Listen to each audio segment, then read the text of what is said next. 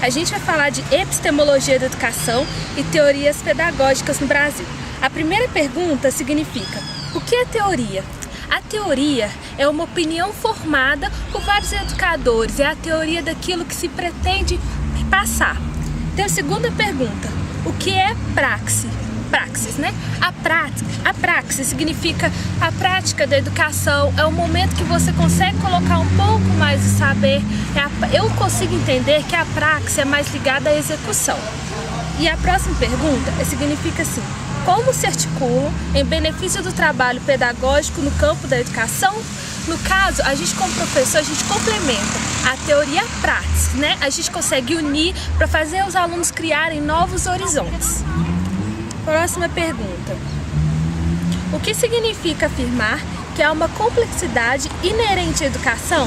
Significa que nesse campo da educação não trabalha só a gente. Por mais que a gente tenha um papel importante, existe papel do supervisor, de um bom diretor, um gestor na escola. Significa que existe o papel que não só o professor, é um todo, é todo mundo trabalhando com a educação. Existe uma única teoria da educação? Justifique.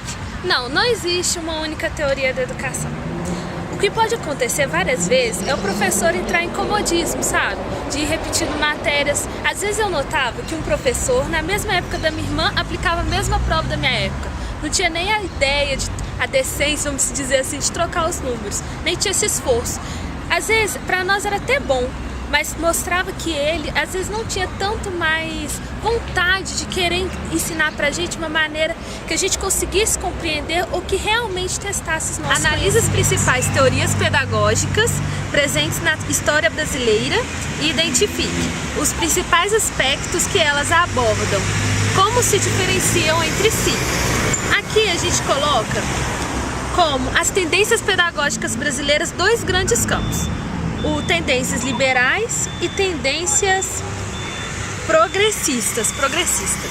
Essa tendência liberal, ela é dividida em 4 formatos. Vamos dizer, 4 tipos, né? O primeiro deles é o tradicional. Esse tradicional, ele é muito focado como professor, o dono do saber, e também um aluno como somente o receptor. Era uma prática muito utilizada no método tradicional a memorização. Então ela é muito marcada por essa ideia. O professor faz e o aluno se torna somente um ser passivo. Temos a segunda, a renovadora progressiva. Ela já é um pouco mais, vamos dizer, um pouco diferente. Ali o aluno se torna um ser um pouco curioso, como se quisesse conhecer, dar abertura para algo novo. Temos o próximo, renovadora não diretiva, a escola nova.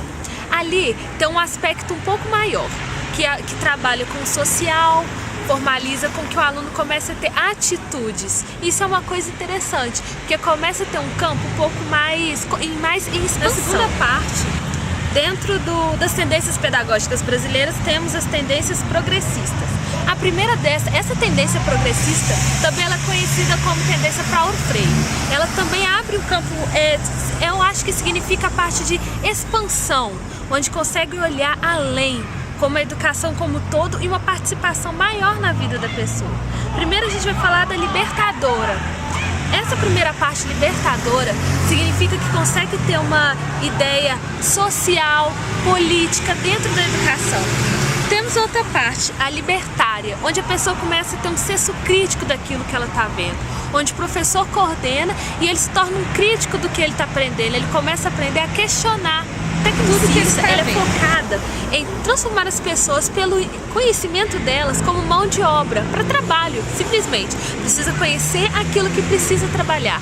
E a ideia da tecnicista significa que a pessoa não aprende o que gosta, aprende o que precisa para executar determinada função. Ainda acredito que é um campo fechado. A última parte, que é a história crítica, que é social com todo mundo, o saber ele era focado no aluno. Significa que, além de questionar, ele também tem uma participação organizada e ativa. Significa uma união de ensino e aprendizagem com a pessoa.